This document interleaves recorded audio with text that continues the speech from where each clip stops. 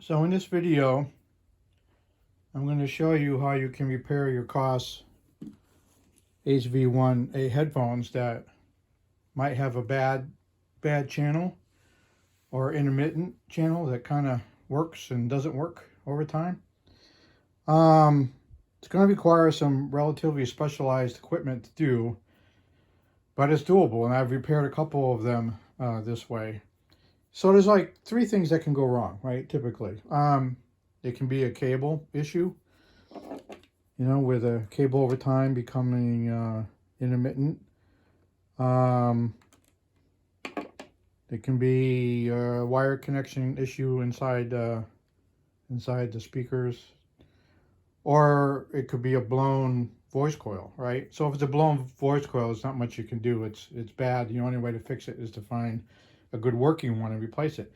As far as the cable is concerned, you can just pull back the case here. And it's a relatively easy thing to do is to, with an ohm meter, just measure the connection between here and inside these, right? So these are relatively easy to take apart. I'll show you a picture, but there's basically 3 screws that you have to remove. Typically I use a set of needle nose pliers to sort of remove the screws, and then you'll see it. You'll have access to the speaker and the pins that actually connect these wires internally to the voice coils of the speaker. Now, what you're going to need, if it's a bad connection to the speaker driver, you're going to need a good soldering iron somewhere along the lines of a Metcal type iron. Now, these cheaper ones that you'll find aren't going to work well. You need a good soldering iron. You'll need a microscope. I'll pull it out in a sec. And you'll need some solder flux, some solder, obviously. And I'll show you typically what happens with that. What happens is, I'll put a picture up. There are these pins in the driver internal where there's a round type barrel connection to these pins. And what can happen is the actual pins that these barrel connections connect to can become oxidized over time, making a sort of bad or intermittent connection. So the first thing you need to do is sort of clean off those pins. So the barrel wire connection comes off quite easily. You just kind of gently pull them off. Make sure you know which one goes to which. You mark, there's a plus and there's going to be a minus, negative side. So make sure you remember which one goes to which. You can clean off those pins. You can use an X-Acto knife to sort of scrape them off. You can get a little piece of sandpaper or whatnot and sort of clean off those pins and see if that helps your problem. But if that doesn't fix the issue, then more likely the issue is the voice coil wires have gotten oxidized. Now, the way they manufacture these things, I'm guessing, is looking at the picture I have up on the screen, you can see that there's really thin, tiny wire coming up from those pins. What I think they did is they would, before they pushed the pins in, they would put the driver in and route the voice coil wires through the holes that those pins go into, and then it would press fit those pins into the plastic of the housing. Therefore, we're making a connection between those wires, voice coil wires, and those pins. And from what I can tell, those voice coil wires were not soldered to those pins. That would have been a more reliable way of doing it, obviously, but for whatever reason, manufacturing-wise, they chose not to do that. So I think it's just a press fit where the voice coil wires are pinched with those pins inside the plastic housing. Now, what happens is over time, those voice coil wires can get oxidized and therefore make a non-connection or an intermittent connection. So the way to fix the problem is you need to very, very gently under a microscope. You can see the wire there in the picture.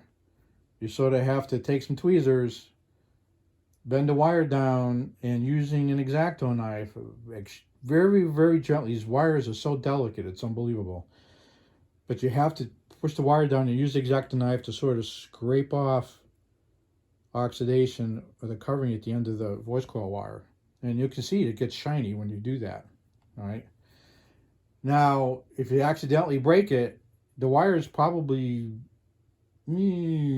half inch to an inch long you got sticking out of there. So you have a couple tries to get this right, but a couple times of cutting that wire off and you won't have enough wire left to do what you need to do. So after you scrape the wires and get them nice and shiny, and what you have to do is you have to solder them to the bottom of the pin. So the way I do that is once you clean the pins, you get some solder flux.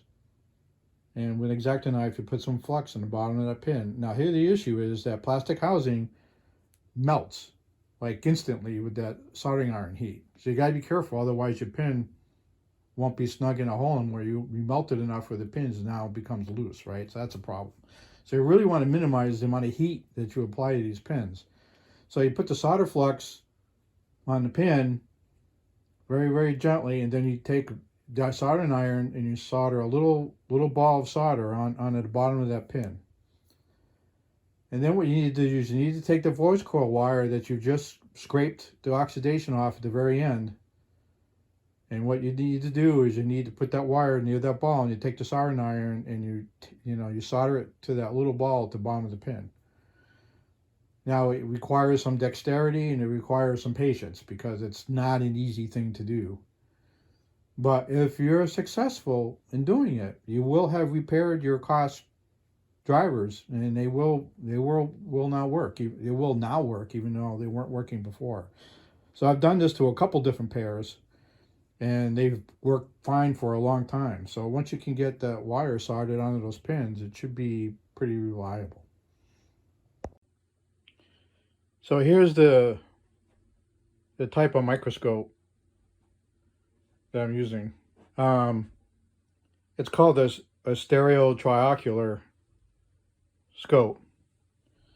And allows you to do, typically I use it for doing rework on printed circuit boards, but in this case worked pretty well for solving this Koss intermittent driver problem. Now, you can get these on Amazon, or what I did, the least expensive way I found to getting it, because these can be quite expensive, is I end up finding the head itself, just the head, right? It's a 7x to 45x zoom capability on eBay. And then what I went is I found the stand that it connects to, and the lighted little ring here that goes there that gives you, it's an LED ocular ring. So by doing the head separately with the stand and the ring, it only cost me a couple $100 to get this microscope, where typically to go online and get the whole thing, it's probably $400 to $500. So like I said, this isn't an easy procedure to do. Requires quite a bit of patience and some specific equipment. Of course, there's not a lot of other options, because if you can't repair the connection, you get a bad driver, and the only way to fix the problem is, find some older ones on eBay that you can have a working driver that you can replace. So you got nothing to lose, by giving it a shot. And like I said, I've been successful in a couple of these. So, if you've got a bad set and you really want to get them working, this may be an option for you.